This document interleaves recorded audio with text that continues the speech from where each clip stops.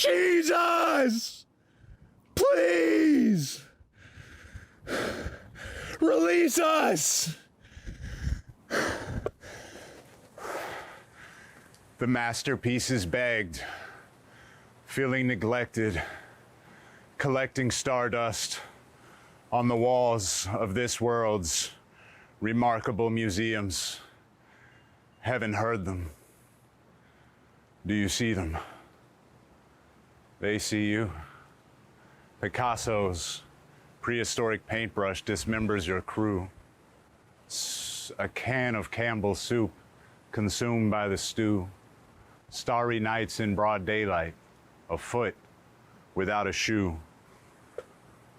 Mona Lisa smiles with her teeth, embodying the belief we are all masterpieces in the making. Life is God's creative process. Why are you hating? It's hurting you. But don't take it from me, please. Even bluebirds are alerting you. Even green screens are asserting truth. These are the last days. But looking back, it's always been that way. Still, I say we give all of our meteorologists a fat raise, because if the sun ever does refuse to rise, wouldn't it be hilarious to hear it from somebody with dollar signs in both their useless eyes? When night is darkest, Jesus! Dawns a new disguise. A four-dimensional George Washington crucified on a cherry tree, buried in the waters of the Delaware, well aware that he will be spat back out in the moon to dry next time you avert your virtuous eyes from a wounded fly, or a soul seeking a buck to purchase whatever the fuck. Curly fries. We only eat the waffle kind. These are early days, squirrely days, slipping away so fast, presence of mind feels like a blast from the past / blues from the future, speaking of which you, sure, you, meet me right here in 5,000 years, when all the dead presidents have been buried and still out of their ears no money tree has sprouted. But we like being broke in this oak, the honeybee shouted. Mind your business. What will be is the wasness. Jesus. Make us rich, but not according to the quarters on our bedside table in the morning. Let our wealth be ahead of its time, orbiting the new gold standard. Truth is beauty, and beauty is truth. They are two sides of the same impossibly soft coin. With two pairs of pliers forged in the fires of hell, you pinch the head and I'll pinch the tail, and together we can stretch that penny across generations until it is tall enough to step into, then through. Deep breath. Inflation.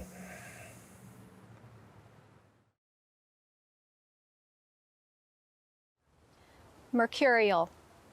Being female, I was born brittle.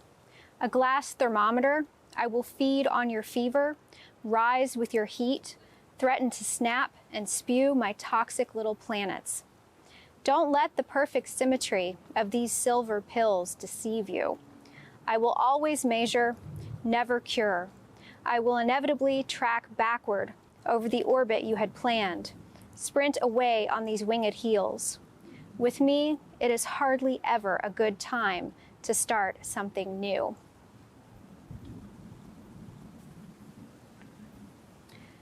Beyond the honey factory was a snake swamp that my dad equipped with a makeshift outhouse. We watched for cottonmouths when we had to go pee among the pitcher plants, their red throats gaping at the sky. The sun turned our VW van into an easy bake oven.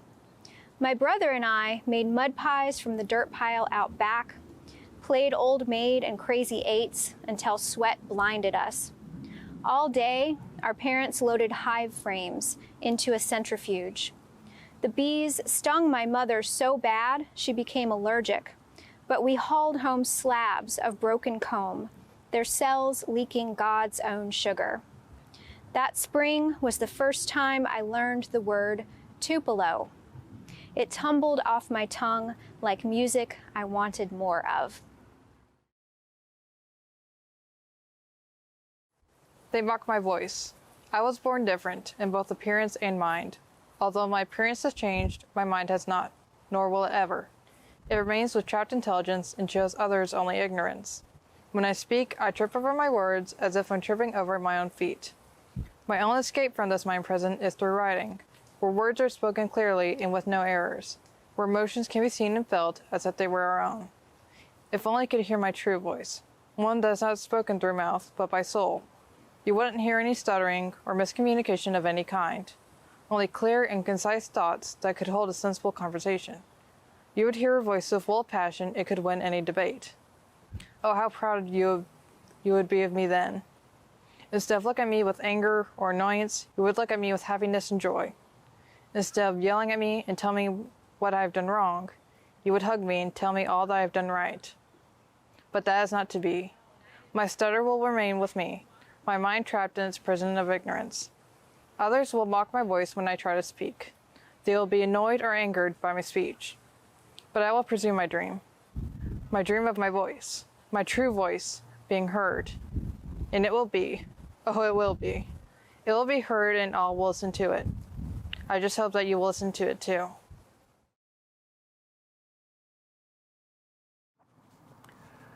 We all become each other. Whatever animates one comes into another in fragments. We slowly become each other's gestures, look, impulses beyond consciousness and cognition. The longer the life, the more lives are accumulated and ultimately redistributed in tiny breaths.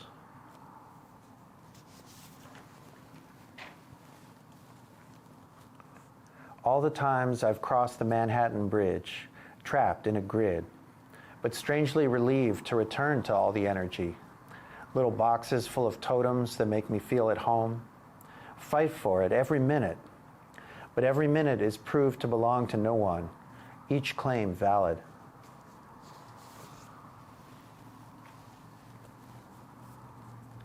I know that church on the way to the bridge.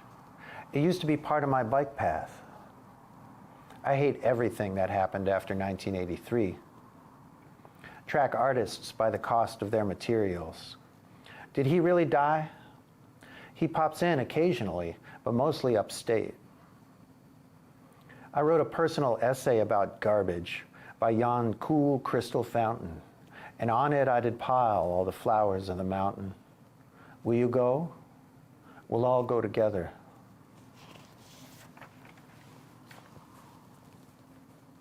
When I was a girl, I accidentally fused my skin into a concrete barrier and let it bleed, while I searched in pain for a body that represented a reality I didn't really inhabit, and a friendship that I didn't really understand. No finding was found that day, and I returned to my escapism. It wasn't the only time I had grown beyond myself, but left enough of a physical mark, and I loved my wound, from the same fountain of it I had tapped, and which I otherwise never discussed with any success. The skin repaired itself. The scar no longer has a shape, but the characteristics involved still rise up from my ordinary ashes.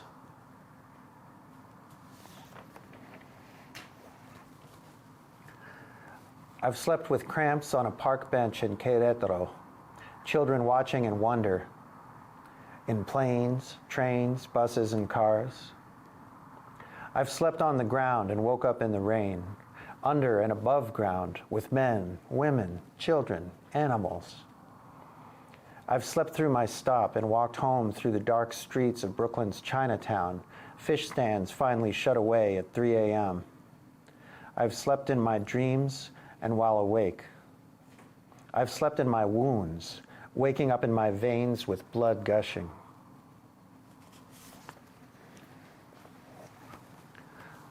Bold leaps from canvas to fabric, after Rosemary Mayer. I miss my future, It's hard to say which one, not the one that's now.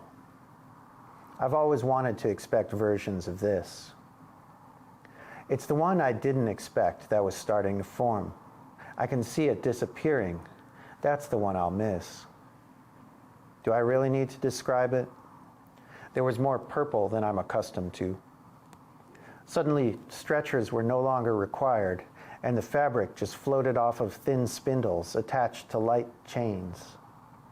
The delicate forms were more unique and beautiful, shapes from shapelessness, light, delicate, and translucent. Transformative days after Francis Picabia. I grow orchids, violets, and lamps from my neck. But it is a day like any other. My heart aches. I smell burnt rubber. Only in conversation do finer points of our arguments converge and redirect. Take no ownership of this. Its opposite results. If we are to be reshaped, then holding on will only cause damage at the parting.